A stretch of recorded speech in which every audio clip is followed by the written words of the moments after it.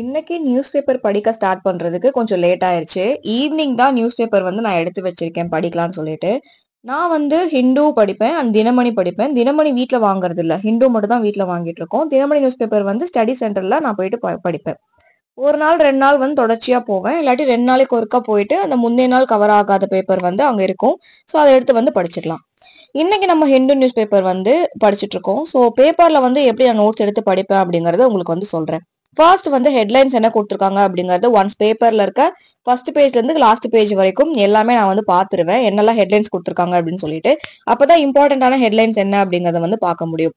பார்த்துட்டு ஒரு பென் வந்து பாத்தீங்கன்னா நான் ஜெல் பென் மாதிரி இருக்கக்கூடாது. லெட்லயே ரொம்ப லைட்டா எழுதுற லெட்டா வந்து இருக்கணும். காரணம் என்னன்னு பாத்தீங்கன்னா, அந்த பென்னு வந்து ஸ்ப்ரெட் ஆகும். இப்ப ஜெல் பென் யூஸ் பண்றோம், இல்ல வேற ஏதாச்சும் டார்க்கா எழுதுற பென் யூஸ் பண்ணோம் அப்படின்னா 2, 3 நாள் கழிச்சு எடுத்து பார்க்கும்போது பேப்பர் ஃபுல்லாவே ஸ்ப்ரெட் ஆயிருக்கும். பேப்பர் வந்து நமக்கு மட்டி பேப்பர் மாதிரி தான் இருக்கு அப்படிங்கறதுனால ஸ்ப்ரெட் ஆயிருந்தா அது நல்லா இருக்காது.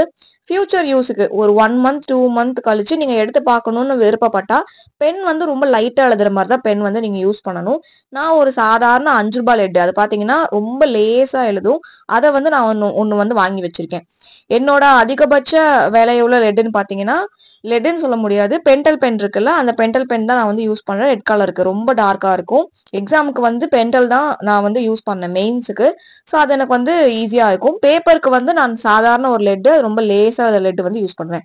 அண்ட் என்னோட அந்த மார்க்கர் இருக்குல்ல, ஹைலைட்டர் வந்து ரொம்ப லேசா தான் நான் மார்க் பண்ணுவேன் பேப்பர்ல. ரொம்ப இம்பார்ட்டண்டா இருக்கிறது மட்டும். அண்ட் ஃபர்ஸ்ட் வந்து ஃபுல்லா ஒன்ஸ் ரீட் பண்ணிட்டு அதுல இம்பார்ட்டண்டா இருக்கிறது என்ன அப்படிங்கறது மட்டுமே நான் லைன் பண்ணி வச்சுக்குவேன். படிக்க படிக்க நோட்ஸ் எடுக்கிறது வந்து நமக்கு புக்குக்கும் அது யூஸா இருக்காது, நியூஸ் பேப்பருக்கும் அது யூஸ்ஃபுல்லா இருக்காது அப்படிங்கறதுனால ஃபர்ஸ்ட் வந்து ஃபுல்லா ரீட் பண்ணி முடிச்சிருவேன். ரீட் பண்ணிட்டு எதெல்லாம் இம்பார்ட்டன்ட் இருக்கோ அதை பென்ல மார்க் பண்ணுவேன். ரொம்ப ரொம்ப இம்பார்ட்டன்ட்னு ஃபீல் பண்றது ஹைலைட்டர்ல மார்க் பண்ணுவேன். ஹைலைட்டருமே புதுசான வாங்கின ஹைலைட்டர் கிடையாது. அது ஏற்கனவே யூஸ் பண்ண பழைய ஹைலைட்டர். அதான் ரொம்ப லேசா மார்க் பண்ணும். பேப்பருக்காக இதை தனியா வந்து நான் எடுத்து வச்சிருக்கேன். ஸோ இதுபடி நான் வந்து படிச்சு முடிச்சுட்டு தென் நான் வந்து நோட்ஸ் எடுப்பேன். என்னெல்லாம் மார்க் பண்ணிருக்கணும் அதை மட்டும் தனியா ஒரு நோட்ல வந்து எழுதி வைப்பேன். இதுக்கு காரணம் டெய்லியுமே நம்ம வந்து நம்ம யூஸ் பண்ண பேப்பரை எடுத்து எடுத்து படிக்க முடியாது. மந்த் எண்டு இல்ல வீக் எண்டு நம்ம அந்த மாதிரி பண்ண முடியாது. தனியா ஒரு பேப்பர்ல இருந்தா மட்டும்தான் நமக்கு வந்து சீக்கிரமா கோ த்ரூ பண்ண முடியும் அப்படிங்கறதுக்காக தனியா ஒரு நோட்ல வந்து நான் எழுதி வச்சுப்பேன். அதான் எனக்கு வந்து யூஸ்ஃபுல்லா இருக்கும். அண்ட் எழுதுற நோட்ஸும் பாத்தீங்கன்னா ஒரு நாளைக்கு ஒரு பக்கம் 1.5 பக்கம் அவ்வளவுதான் வந்து எழுதுவேன். நிறைய பெருசு பெருசா எழுத மாட்டேன். ரொம்ப சின்னதா நான் வந்து நோட்ஸ் மேக் பண்ணி வச்சுக்குவேன். அப்பதான் வந்து எனக்கு பேஜஸ் ரொம்ப கம்மியா கவர் ஆகும்.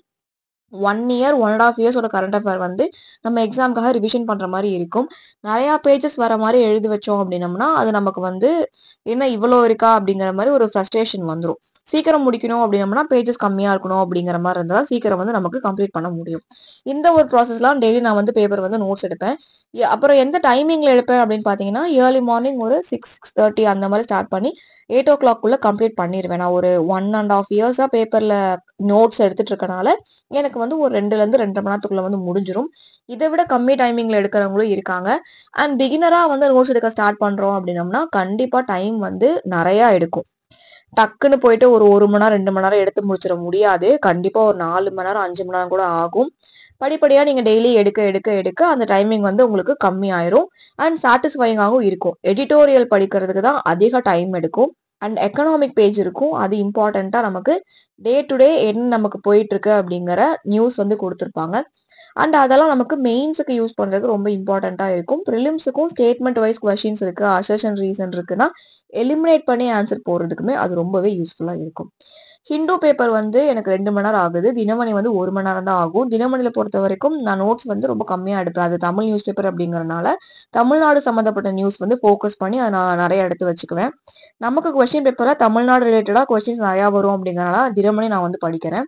ஹிந்து நியூஸ் பேப்பர் வந்து நான் ஜிஎஸ் வந்து இங்கிலீஷ்ல தான் எழுத போறேன் அப்படிங்கறதுனால ஆப்வியஸா எனக்கு பாயிண்ட்ஸ் வந்து இங்கிலீஷ்ல வேணும் அப்படிங்கறதுக்காக தான் நான் ஹிந்து வந்து ப்ரிஃபர் பண்ணி அதை நோட்ஸ் எடுத்துட்டு இருக்கேன்.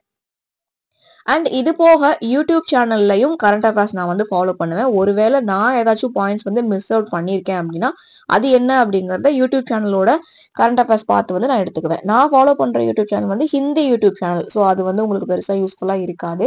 ஹிந்து நியூஸ் பேப்பருக்கே வந்து ஹிந்தி சேனல் இருக்குல்ல, அதை தான் நான் பார்த்து வந்து நோட்ஸ் எடுப்பேன். அவங்க வந்து எலாபரேட்டா நோட்ஸ் கொடுப்பாங்க. அண்ட் ஹிந்தி தெரியும் அப்படிங்கறதுனால அவங்க என்ன சொல்ல வராங்க, அது கதை என்ன அப்படிங்கறத புரிஞ்சுக்கிட்டு நான் வந்து இங்கிலீஷ்ல அதுக்கான நோட்ஸ் வந்து நான் எடுப்பேன்.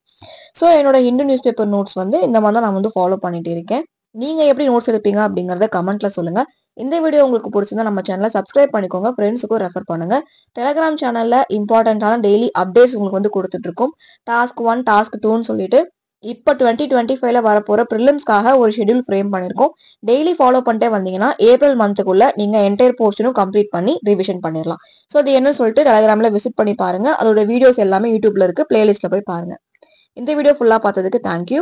வாட்ஸ்அப் சேனல் புதுசா வந்து நாங்க ஓபன் பண்ணிருக்கோம். அண்ட் அது வந்து இப்போதைக்கு பெருசா ஆக்டிவ்ல இல்ல. பட் ஃபியூச்சர்ல அதுவுமே டெலிகிராம் அளவுக்கு நல்லா ஆக்டிவா இருக்கும். வாட்ஸ்அப் சேனல்லையும் ஜாயின் பண்ணிக்கோங்க.